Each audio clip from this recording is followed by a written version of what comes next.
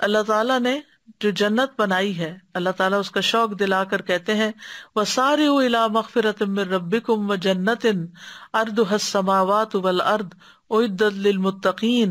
ایک دوسرے سے آگے بڑھ کر اپنے رب کی بخشش کی طرف دوڑو، اور اس جنت کی طرف جس کی چوڑائی آسمانوں اور زمین کے برابر ہے، یہ ڈرنے والوں کے لیے تیار کی گئی ہے۔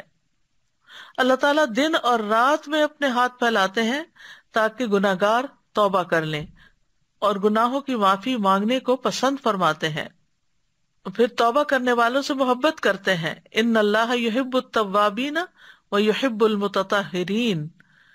پھر توبہ کا اعلان ہر روز ہوتا ہے۔ ابو ہریرہ کہتے ہیں رسول اللہ صلی اللہ علیہ وسلم نے فرمایا، ہمارا رب تبارک و تعالی ہر رات کو اس وقت آسمان دنیا پر آتا ہے جب رات کا آخری تہائی حصہ رہ جاتا ہے۔ وہ کہتا ہے کوئی جو مجھ سے دعا کرے تو میں اس کی دعا قبول کروں؟ ہے کوئی مجھ سے مانگنے والا کہ میں اس سے دوں؟ ہے کوئی مجھ سے بخشش طلب کرنے والا کہ میں اس کو بخش دوں؟